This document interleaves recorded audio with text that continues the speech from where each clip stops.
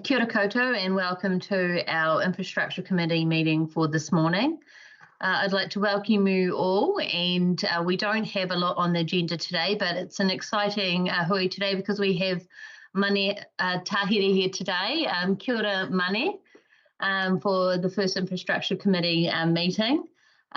We can commence the hui today with a karakia. I'm happy to do that, but Mane, since it's your first hui, would you like to open our hui today with a karakia? Sure. Apa. Morena tātou e mihana tēnei kia tātou I tēnei wā. Hari ko te ngākau ko taimai ki Wainganui e koutou. Me tēnei hōnori ki te hakapuare tō tātou nei hui. Heoi, kia noi tātou. E pāte nei mātou e koropiko nei mua I tō aroaro o tēnei wā. Hau mai ki Wainganui e tātou. Mauri mai o aroha tō rangi Māori kia rere pai ngā whakaro e pākau I ngā kaupapa e mui a tātou tēnei wā. Nō reira manaaki mai tātou ngā whānau katoa puta noi te matu o te whenua ki roto I taungoa tapu. Āmene. Kia ora tātou. Āmene. Namahi, thank you, Mane. And Andy Finch is here. He's our General Manager for our Infrastructure Department. Welcome, Andy, and to Blair, our CEO. Sure. Thank you. So our agenda today, we can commence with our apologies and declarations of interest. So I'm not aware of any apologies today. Or declarations from the floor? Great. So we can move on to the next item.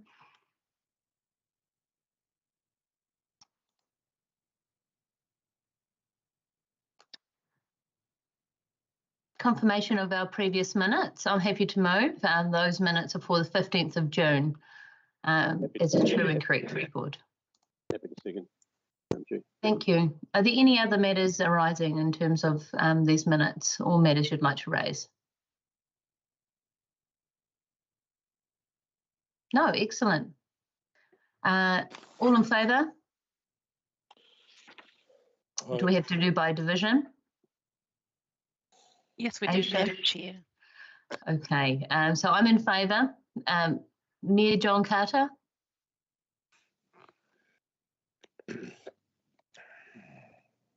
Madam Chair, His Worship is not in the meeting at the moment.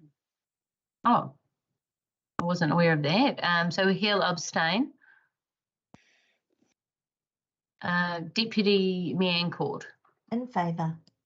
Councillor Collard? In favour. Councillor Smith?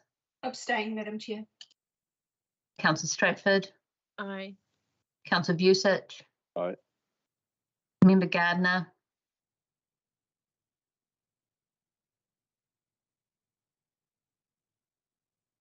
Adele?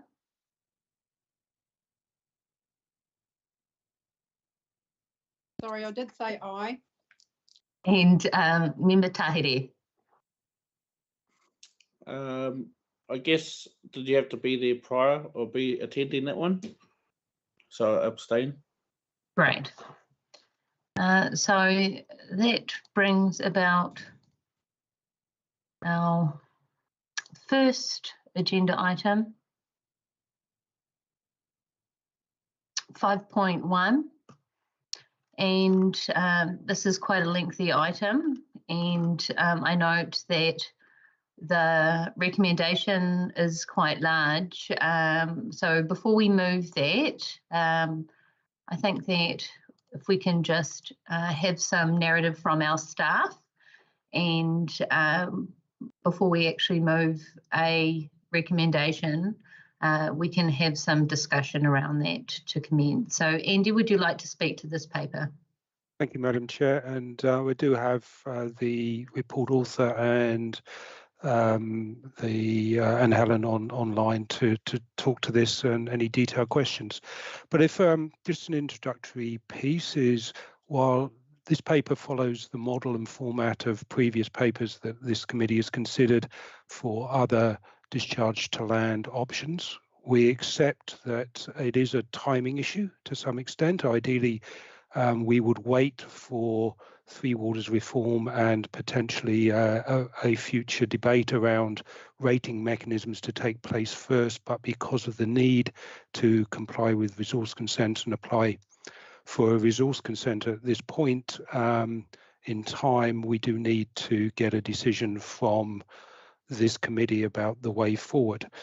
So based on the information that we have at this point in time, and based on the calculation on affordability that is detailed in the paper, the staff recommendation is that a discharge to land, while technically viable, is not affordable to the community at this point in time.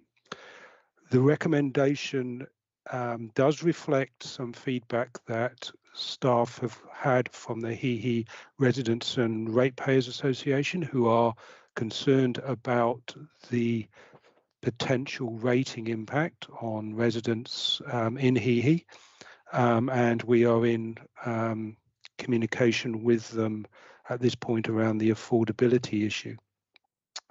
Having said that, the position at this point in time on disposal to land, the recommendation does reflect that there are clearly a willingness and an appetite from elected members, community and the community to move to disposal to land options if the affordability issue could be addressed.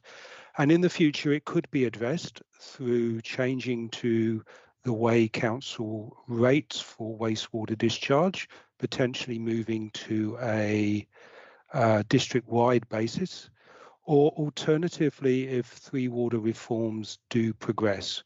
And clearly, if the Three Waters reforms do progress in 2024, there would be the population base of Auckland and Northland to help pay for disposal to land. So the recommendation does at this point reflect that staff will continue to work on disposal to land options with the community, noting that changes in the way that we can pay for this are coming.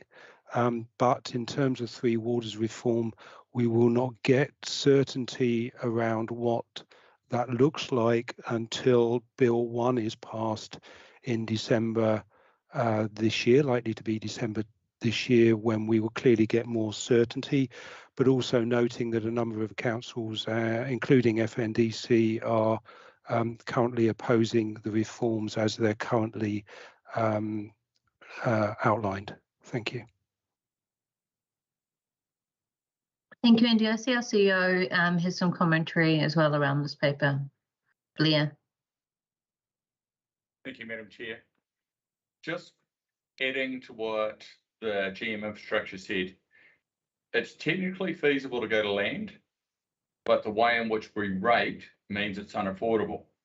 Now, I have a concern with that because the Environment Court generally doesn't look at how we choose to slice up the pie.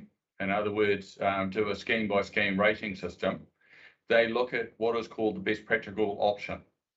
And so if council uses a financial mechanism where it allocates the cost to one community, the Environment Court, in my view, has a different lens on it. It is looking at the effects and saying council has the ability within its powers to address that. So this is where Andy's leading to, that in my view, we need to be progressing a change in the rating at the same time as we consider these proposals discharge to land to fit in with the new national policy statements.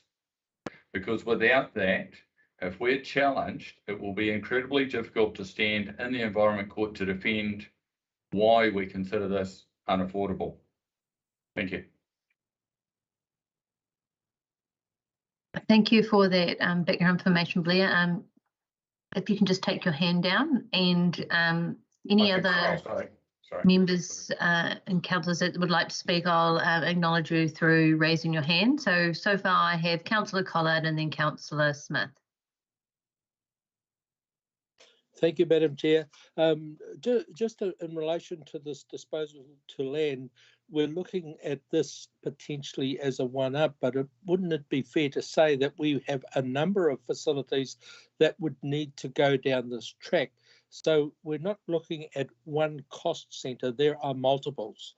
And probably we could say Whangaroa, Kaitaia even, out of Eipara, and wherever else, probably Kirikiri, Paihia, or Waitangi. So there are numerous occasions where we would probably need to be looking at this with a substantial cost indicator, which would become almost unaffordable across the board if we were doing this on our own. Thank you. I thank you, Dave. Councillor Smith and then Councillor Vucic. Thank you, Madam Chair. I have 3 questions at this point.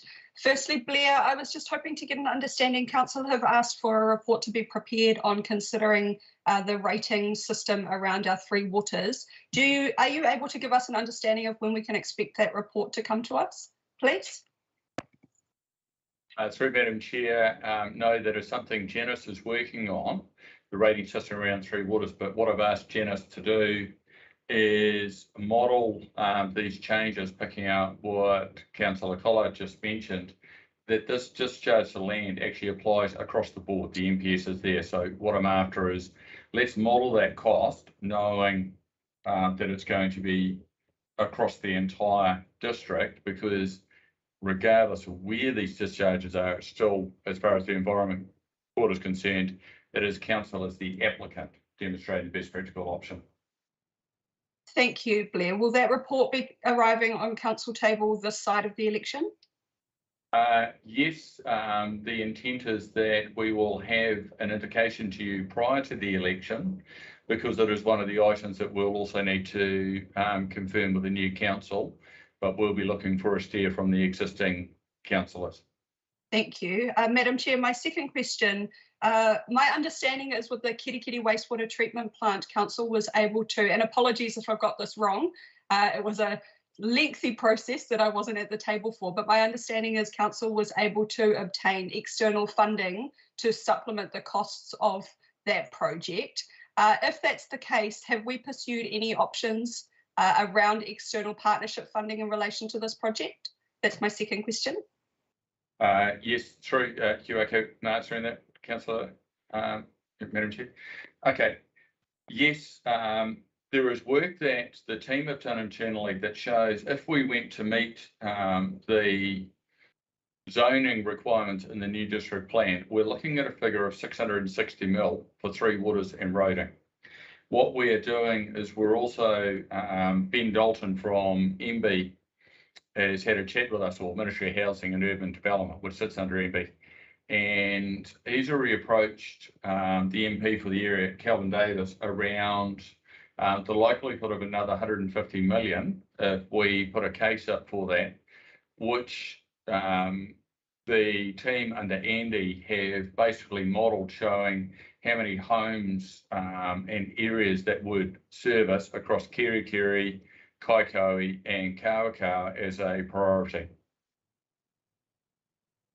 That's helpful. Thank you, Blair. And Madam Chair, my final question, at the LGNZ conference last week, we had a presentation from Simpson Grierson around the 3 waters. I apologise for my dog in the background.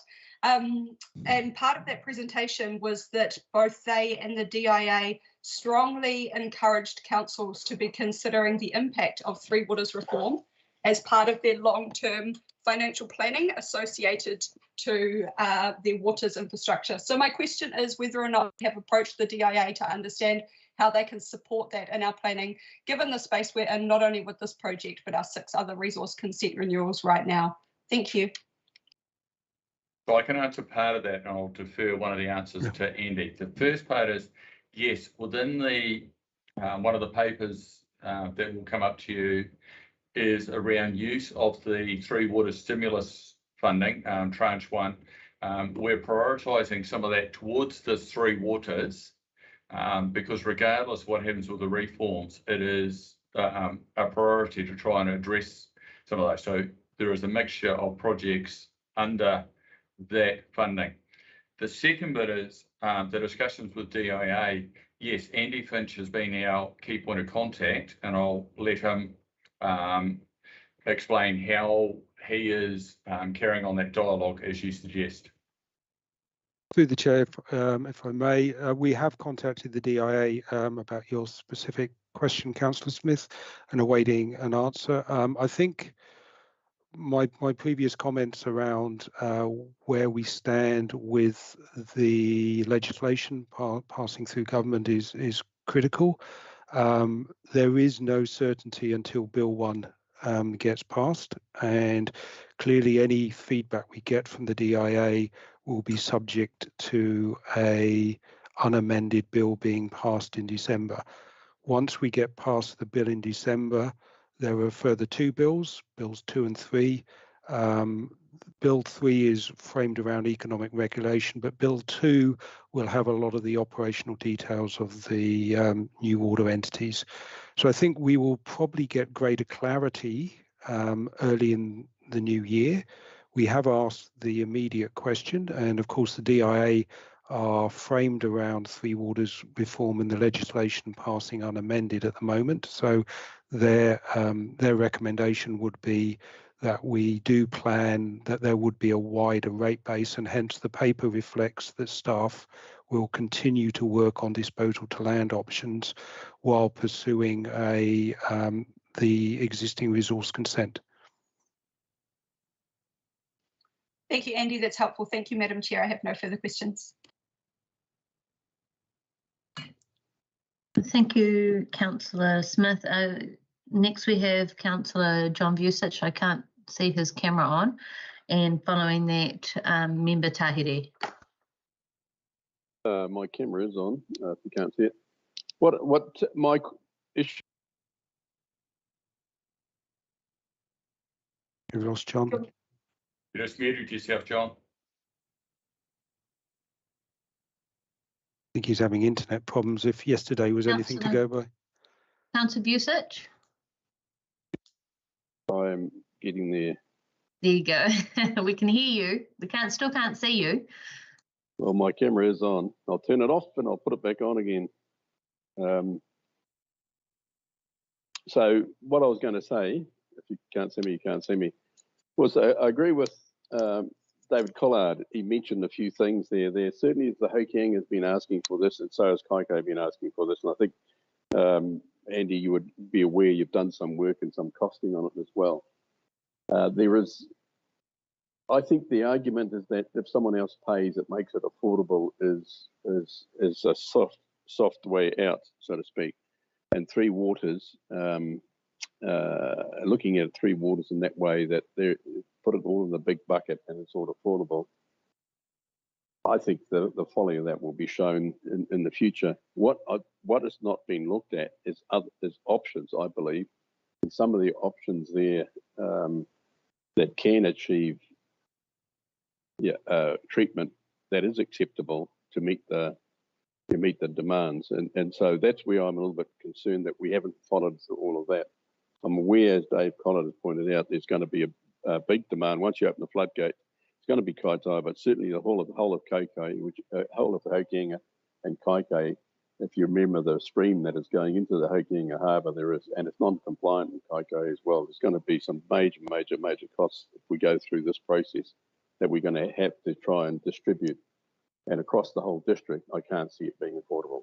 So are there other solutions? And without sort of getting into the weeds, I don't know, and I can't answer that. But I have seen off-the-shelf systems that have actually cleaned up lakes in China that were freely offered to Hihi that can do 500 cubes a day free, provided the trial works, and you can have it. Now so I just do wonder if some of those things have been fully followed through. The water out of that is pretty pure. I think it was discharged into that same lake, and yet it purified the lake. So that's really my concern, is have we actually looked at these solutions at that load level, at that community level, and engage with them to look at means of achieving affordability? And Andy, you can answer that one. And there was another point as well, just following on with Councillor Smith said, yeah, the Ministry of Health did provide a grant, and 7-point-something million, I think, did go to Kerikeri. That is no longer available, but certainly there is that infrastructure fund that's available that Blair's pointed to, and I think by all means pursue that as hard as we can, because that could actually make it look a lot better as well. So those are my comments. But I did have another question now that I remember it, is the timing. Even if we say, yes, let's go ahead, Three Waters, given that it's mandated by government, we can assume that that will happen. It's going to happen all the way through. I agree with what you said, and it doesn't, not until the last law goes through, is it certain? But given that, is there any issue if we say at this stage we will stay as we are,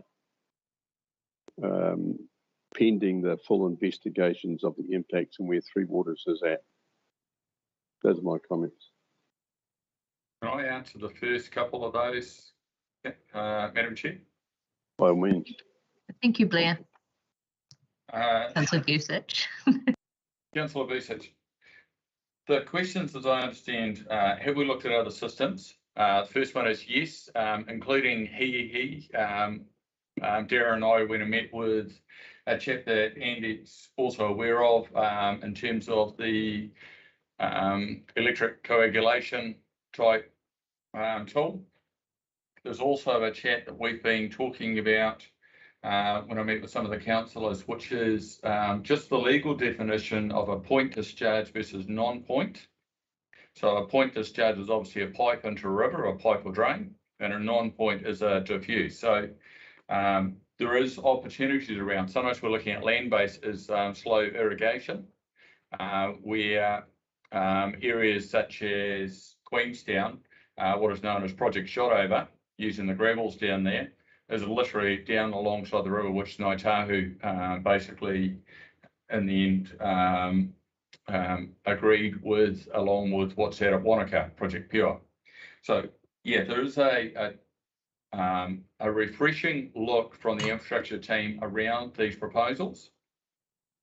There is not an option to, in fact, the letter from the NRC was pretty point blank when they pointed out the level of non-compliance. They expect us to develop robust plans showing how we'll get these plants and discharges into compliance before Three Waters. Thank you, Andy. Thank you, Blair. Just in terms of the last question, Councillor Vucic, I think the paper is actually endeavouring to address that, is we need to get to a point of compliance with our resource consent, but we do note the future opportunity in terms of being able to do come up with a better solution that's potentially more culturally acceptable to iwi, and Mane is looking to speak next, so may well expand on that, but more culturally acceptable. And clearly the work that we're doing in Taipa and just started in Kaikoui, working with iwi and community groups to identify best practical options for disposal, will help flush out some of those solutions and get to a point that we can all live with.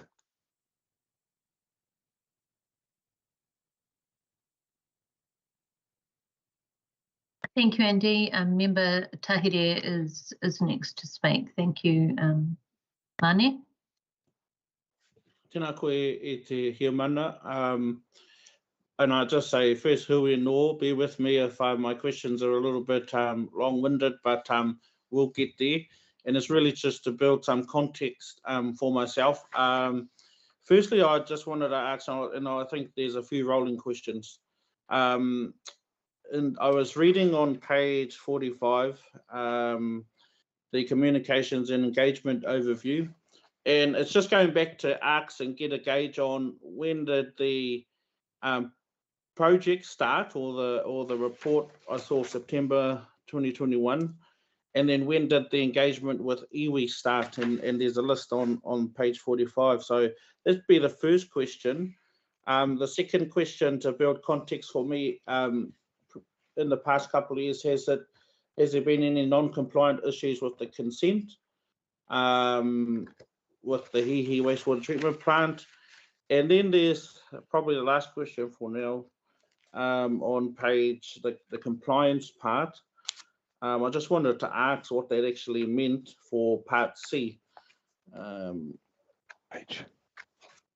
So on page 18, our compliance schedule, there's a part in there where it's state the possible implications for Māori and so forth. Just if I could get an explanation on what the staff assessment actually meant for that part. So kia ora. Thank you. Kia ora, Mani. So Andy, would that be yourself or Blair, or do you have any planning staff to respond? Well, we do have, through the chair, we do have Ben and Helen online. I don't know if they want to start talking a bit of the detail there, the questions. In terms of engagement, for your first question, we did go up to Hihi in July of last year and talked to the general community, and there was people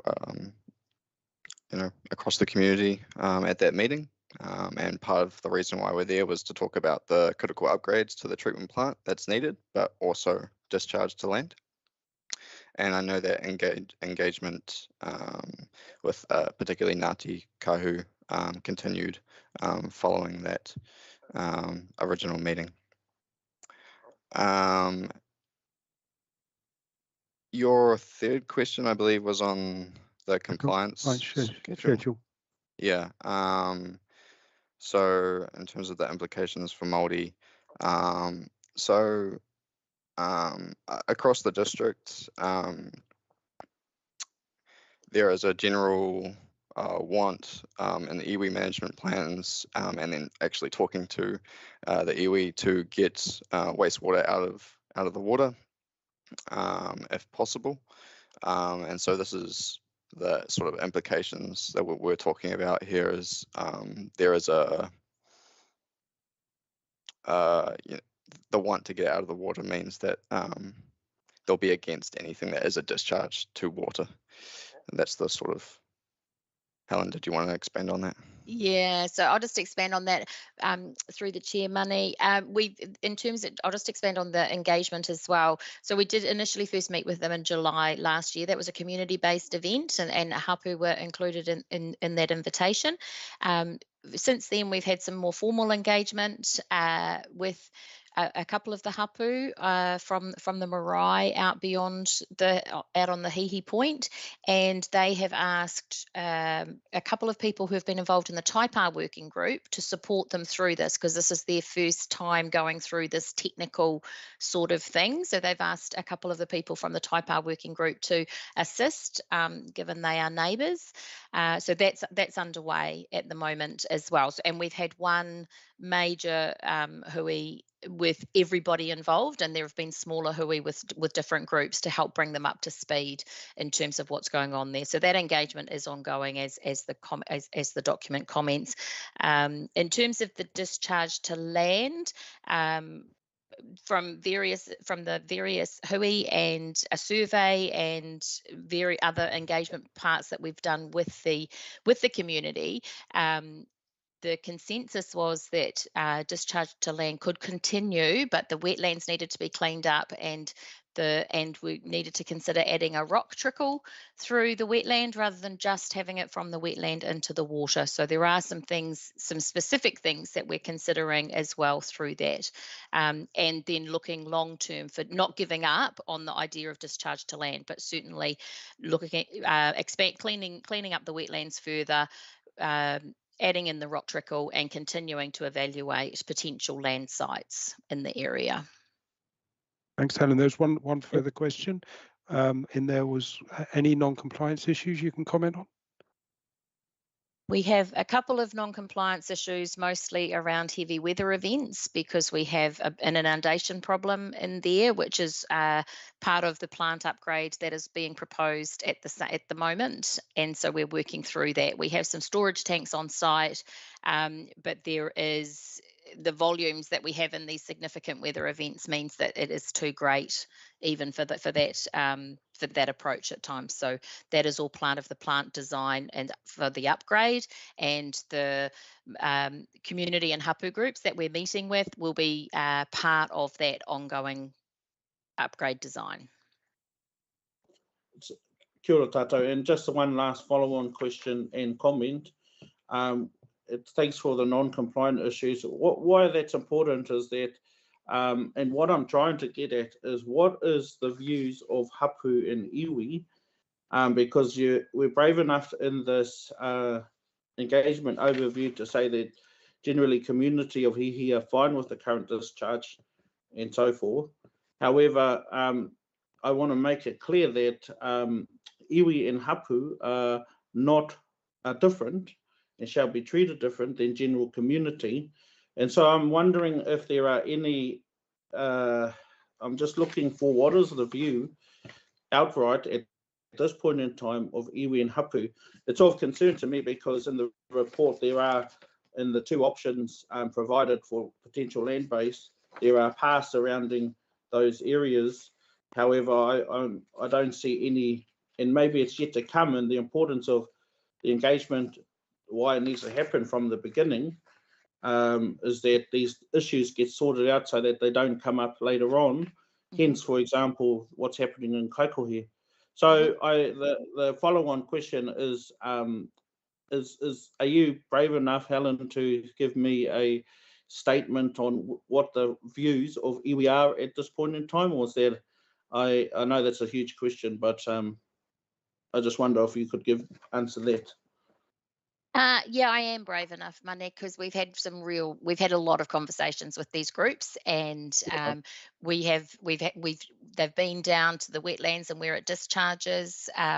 We've talked to them about, as I said, we've had consensus on the discharge to the current plant staying where it is, and the discharge to water continuing as long as we look at the wetlands cleanup and the rock trickle. So they have come to that agreement as a group. So the last discussion confirmed that we had in April confirmed that was the way forward for us. Kia ora.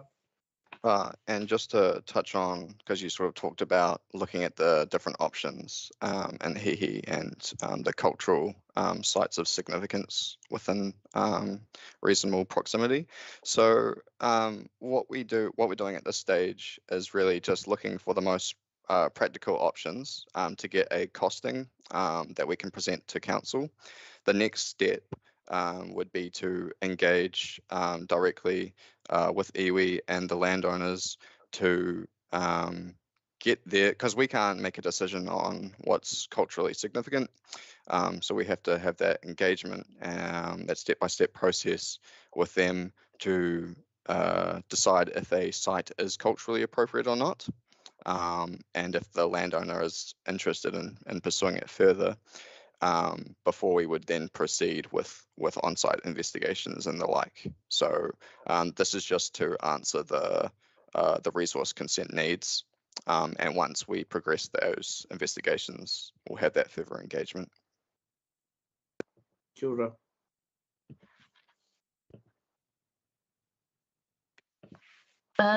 Thank you, Ben, and for your response to Member Tahire's questions.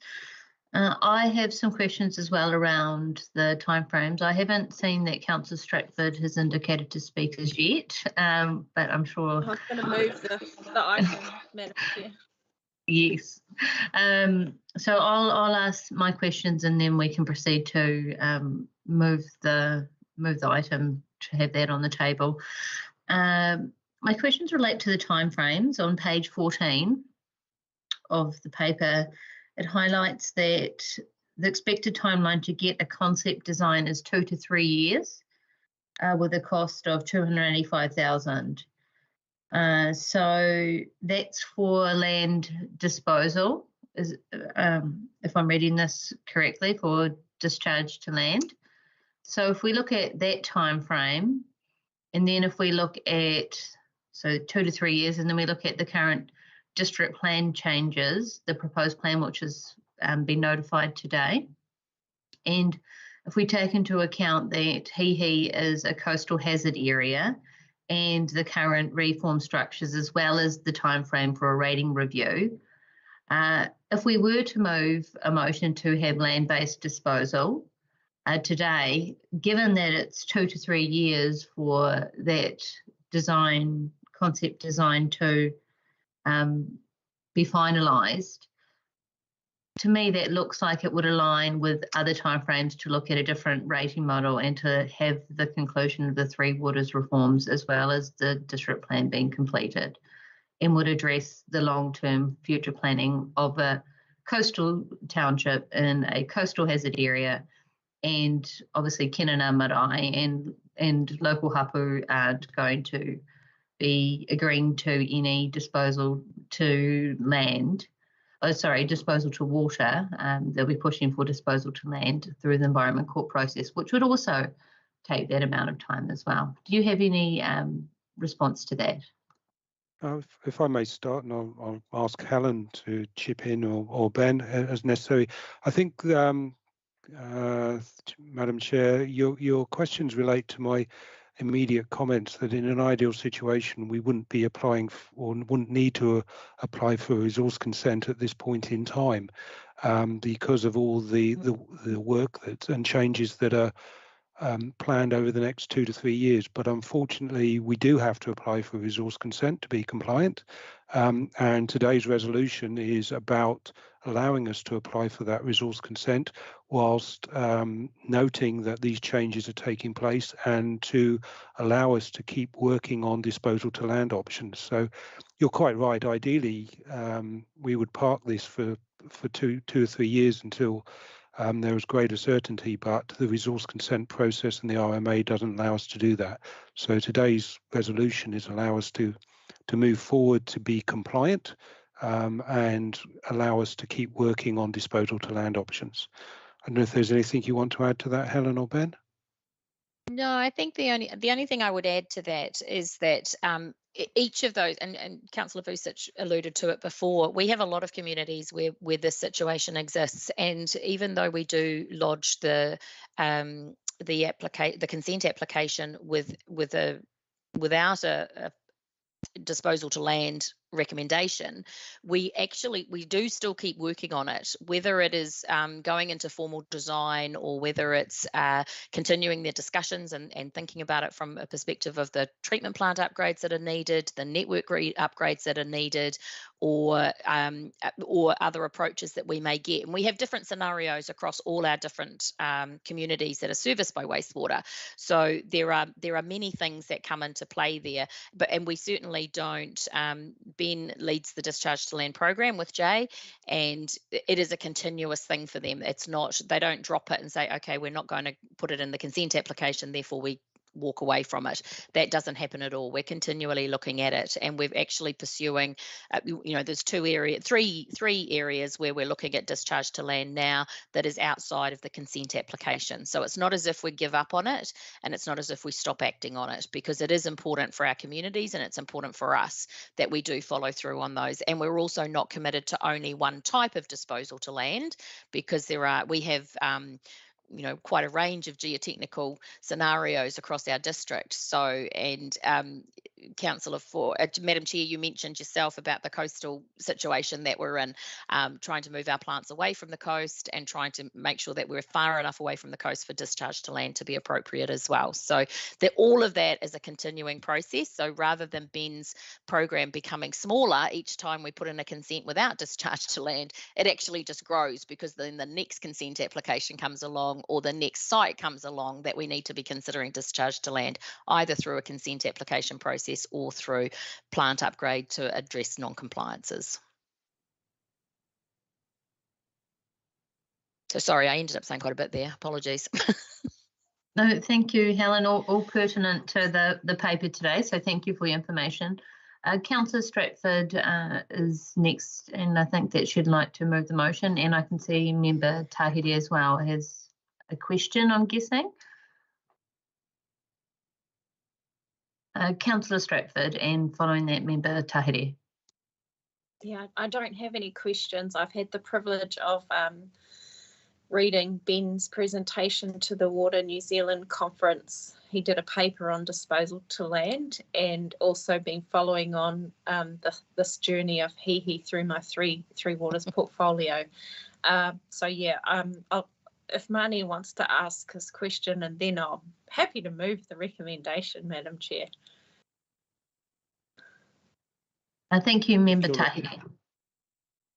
Kia ora. Just a point of clarification for myself, te hia mana. Just in your last kōrero, were you talking about a motion to move to land disposal opposed to what I interpreted to be, in what Helen mentioned, keep on working on that option? Was there a difference in that, your kōrero around that? Just clarifying, because there is a difference, I think. Keep on working on it, and Helen mentioned, and just the last question was, how long is the consent, the new consent for? Was it similar to the others, around 30 years? Koina taku kōrero. So through the chair, if I may, the consent application is for 15 years because we appreciate that this is not going to be a long-term thing in this site, and we will need to be addressing it in a shorter time frame than 30 years. So we have gone for 15 in this particular instance. And just to your point about the reason the resolution is written as it is to give us permission to go through, to give us support to go through the consent application without a discharge to land option, but then to note that we will continue working on it. And if we come up with something that is viable, we'll bring it back to this committee to discuss and to progress. Does that make sense? Does that answer your question? Hi. Tapai. Thank you. Namahi, thank you. Councillor Smith has a question, and following that, Councillor Stratford will move the item. Thank you, Madam Chair. Helen, you just piqued my interest when you said that if a viable option is found, it will come back to the committee. Would it be reasonable for the committee to ask for regular updates on perhaps all of our wastewater treatment plants? I'm really mindful that we're no longer receiving our business update. So at the moment, we're not receiving any reporting around wastewater compliance or progress on those projects. So I'm just wondering if it would be more reasonable to ask for a regular report to come to the committee that covers all of our wastewater resource consent renewals that goes into the work program. I'm really mindful that the election is looming as well. I have absolute faith that you'll bring it back if something comes to the table, but I think from a governance point of view, it would be really prudent for us to make sure that we're keeping regular oversight of that. And that doesn't need to be a big report, but just to give us an overview of what our wastewater and perhaps drinking water is looking like at a snapshot. I'd be keen to hear your feedback on that. Thank you. I'll let Andy respond to that first because it is all in our business report. Yes, so. through the chair. Although we're not bringing the IAM business report through to committee on a regular basis now, it's still being published on the council website. So the information that you're seeking, Councillor Smith, is still there. But of course, if you're requiring that to be formally reported, clearly we can do that. But that does have an issue. It does have an impact on resourcing, because the time that people are preparing the report for committee is time they're not doing progressing the work to get this done. So happy to take this committee's advice on what they would prefer.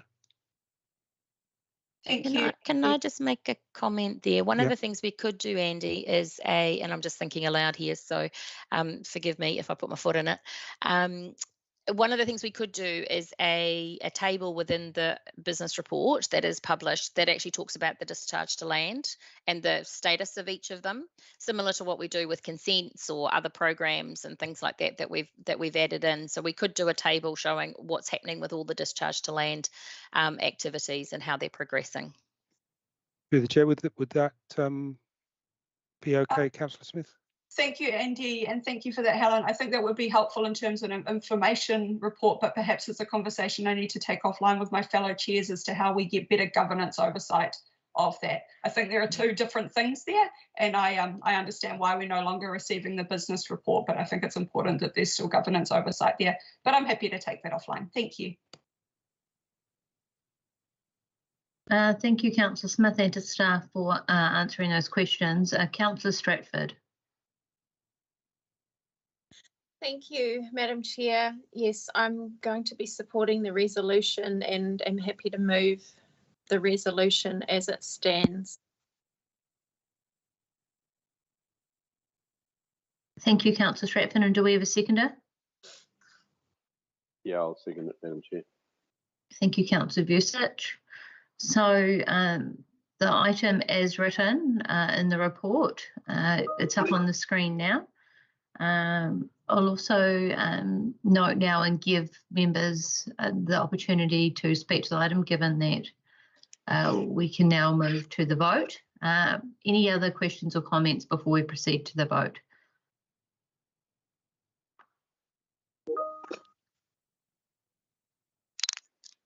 Sorry, I would like to speak to the item. I'll put my hand up. Thank you, Councillor Stratford.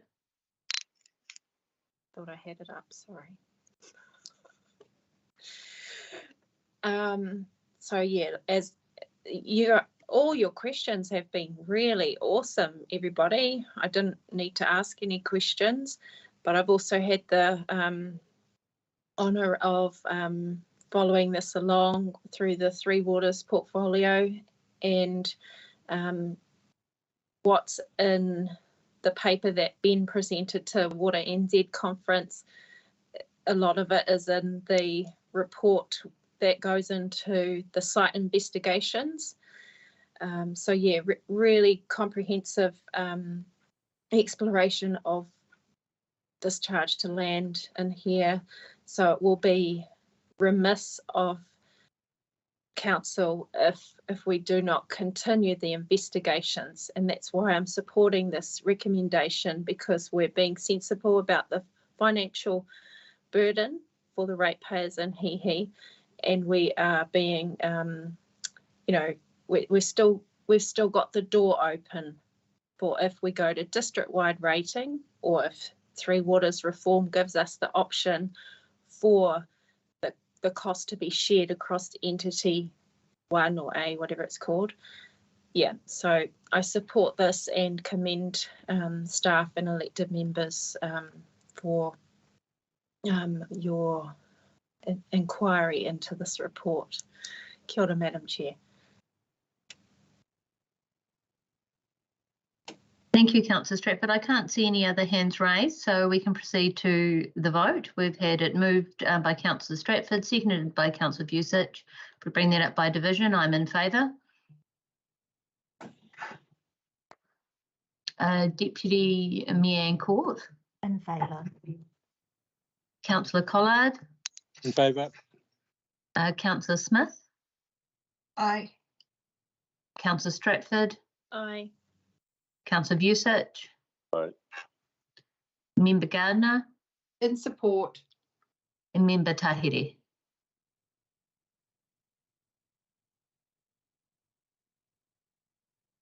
Member Tahiri. Abstain, sorry. Abstain. Thank you. So that has now been passed. We can proceed with the next item. We've got our information reports, item 6.1. I'm happy to move. Is there a seconder? Second, Kelly. Councillor Stratford, thank you. Are there any comments or matters that would be like, or you would like to raise about the action sheet? No, excellent. As we can proceed to the vote, I'm in favour.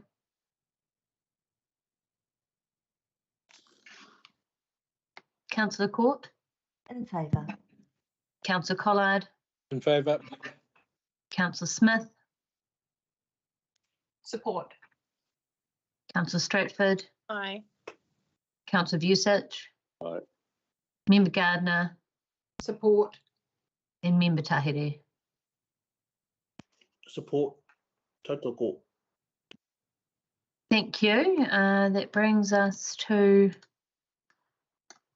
the next part of our meeting, which is in public exclusion, and we'll need to move that to be in public exclusion. I'm happy to do so. Is there a seconder?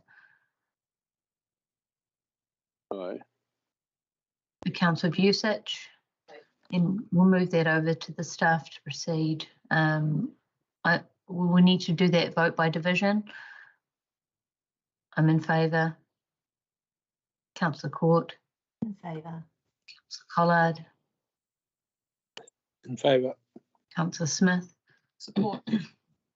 Councillor Stratford, Aye. Councillor Vusic, Aye. Member Gardner, Support. and Member Tahiri. Tautoko. Excellent. So we'll just wait for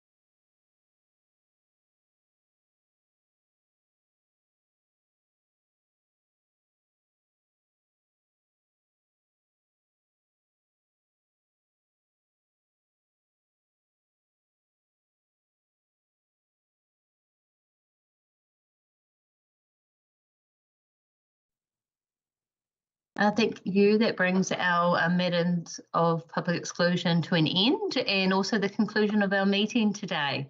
Not much there apart from our one item to the public, but our first meeting with Mania today. So thank you for being in attendance, and I hope you enjoyed our first hui for our infrastructure committee today, Member Tahere. Would you like to close the meeting with a karakia, and if you have any words for the committee today? Ngā mihi nui. Yeah, kia ora te hia mana. Ai, tēnei te mihi kia tātou katoa. Just acknowledging first hui, but taking just a small moment as a milestone to have myself participate in this committee, and not taking it lightly that these Māori representation folk have been implemented, and that actually the vote does count. And so in that respect, it's not anything that I'm sure all of the representatives take lightly in comparison to the elected members. So it is a privilege at the end of the day to be participating in these and being able to advocate, obviously, the intention for kaupapa Māori, hapu iwi the like. So e mihi ana kia tātou katoa. Māku e haka kapi tēnei. On that note, I'm happy to say au karakia. Anō i tātou, e pā, tēnei mātou e mutu tō mātou nei noho, mō tēnei komiti, me ngā kaupapa e tauana, i tēnei rā, nō reira e mihi ana kia koe, kia haere tonu tō koro ai ata whai, i rungi a tātou, roto tō tātou nei wehenga, manake mai rātou i raro i ngā kapua pauri, rātou e māwiwi ana, rātou e here-heringia ana, nō reira e pā e noi tēnei ki roto tū ingoa tapu. Āmeni. Amen. Amen. Amen.